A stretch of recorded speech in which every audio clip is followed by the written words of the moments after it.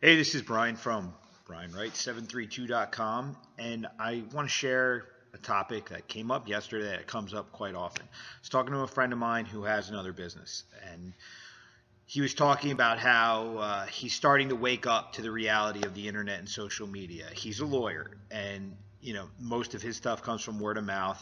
It's not a big internet-driven customer base for him, but now he's starting to see that he actually could grow if he got more involved with social media, had a better presence online, and that led him to look into what he actually had as a presence online. And he had some negative comments, had some positive comments, didn't have a lot going on. And then he's now looking at people that he considers to be his competitors, people that he feels are part of firms that are, they're not fully as up to speed as he is. And he's like, they have 50, 60 positive reviews. Some of them have hundreds of positive reviews. They have all this, like, what he calls bullshit online.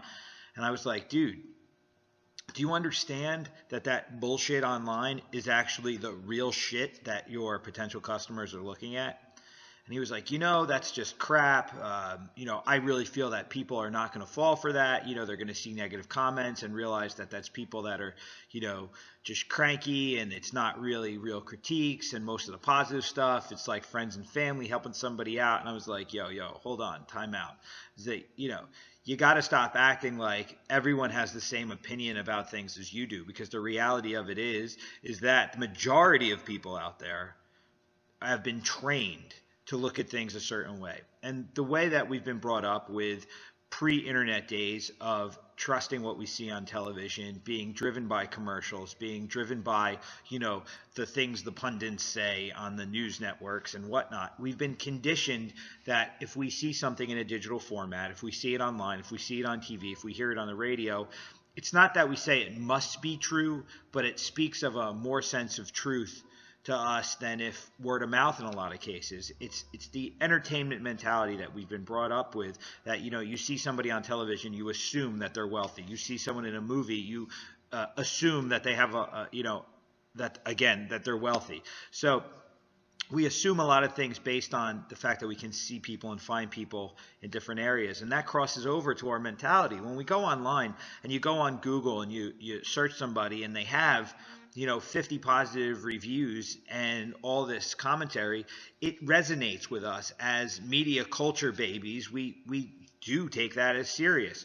So it's extremely important that it doesn't matter what your opinion about the internet is. It's your customer that actually cares what the internet has to say. And you do have to realize that if you don't work with your current happy customer base to promote yourself, you're going to fall into the trap of one problem we run into in the industry, and that is you have a bad experience with one person. That one person is going to go and tell all their friends that you suck, and then they're going to go on Google and give you, 1 star and say, I would give them no stars if it would allow me. And then they're going to go on your Facebook profile and say you're a dick. And then they're going to go on, Glassdoor, LinkedIn, Indeed, wherever they can find something, and they're going to say you're an asshole. That's just the nature of it. But then you have 100 satisfied customers, and you'll be lucky if 1 or 2 of them are going to go online and give you 5 stars and say you're good. It's just the way it is. Happy people just tend to float happy. Pissed off people tend to grab as much stuff as they can and bring it in and say, I am unhappy right now. It's just the nature of humanity. So you have to understand that, and you have to work to maximize, the way people are. So you do have to go, and you've got to, motivate the people around you to go and give you positive reviews to drown out some of the negative reviews. You do have to combat the negative reviews. I have a friend who owns a barbershop, and I told him someone gave him a negative review, and he freaked the fuck out. He had a really hard time dealing with it. Like, seriously, it shut him down. He was ready to go, find the person and, be like, you have to change that review. Like, he was just so upset, and he thought it was bullshit, and he was like, this is my competitor. Who cares what it is? What you should do is you go on there and then you put a comment and you say, I'm the owner of the business. I really am upset that you had a bad experience. I would like the opportunity to make that right. So come in and let me give you a free whatever, and we'll work this out. It shows that you're human. It shows that you're connected. It shows that you care about your business. If you go on there and say, yo, you fake motherfucker, I can't believe you would talk. Okay, now you're just being baited to behave like the lowest common denominator, which is going to affirm anyone who has a negative opinion about you, give them fuel to tell more people that you're an asshole, and you're going to get further away from your truth, which is you're good at what you do, you like doing what you do, you have more happy people than you have unhappy people, but you fell into the trap of, internet banter that gives you a negative impression to the largest audience on the planet. So the billions of people are on the internet, look at it, that don't know you personally, think you're an asshole. You may be an asshole or you're not an asshole, but no one's going to know what you really are. They're just going to know what they see on the internet. So you can't ignore the people's behavior online. You can't ignore the way we've been conditioned to process information. You really do have to have more positive reviews than negative. You really do have to have advertising, marketing, websites, social media that's going to, hook people in the way that they interact. So you can't just go and say, I'm really good at what I do and walk away and think that's going to work. You have to tell a story that's going to grab people's attention.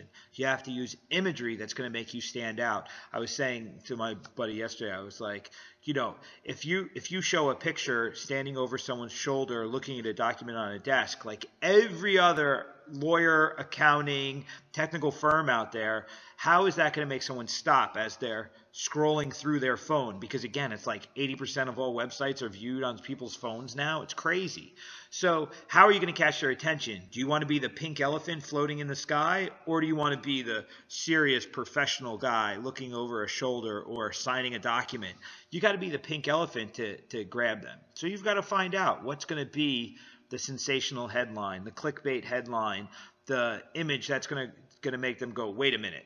You got to grab the attention and then tell your story of why you are what you are, how you're better than your competitors, even if that matters. Why don't you just validate yourself and validate the benefit you're going to have for these people through having proper imagery, proper, verbiage, all that kind of stuff. But just relate to people in a way that's going to differentiate yourself. So, your degrees and all that, that's nice, that's paper, but get deep. Go down to the core value of who you are and what you are, and then provide that for people. Explain to them how your level of service is what it is, how your success rate is what it is, and why. Those are the things that are going to make people say, you know what, let me give this guy a shot.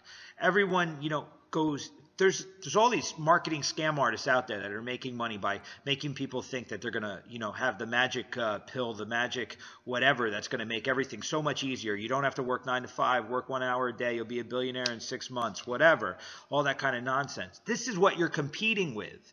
This is what's out there. So you can't just come in and put out some vanilla statement and expect anyone to come back. You have to go to them and say, look, I am worth the investment. I will get real results. I can almost guarantee success because of my experience, because of my high success rate, that kind of stuff. So, and again, and don't talk to everybody, talk to the target market. So don't think because you have some high ideal and you wish things were different that it is. It is what it is, what it is. The market will always dictate what you have to do.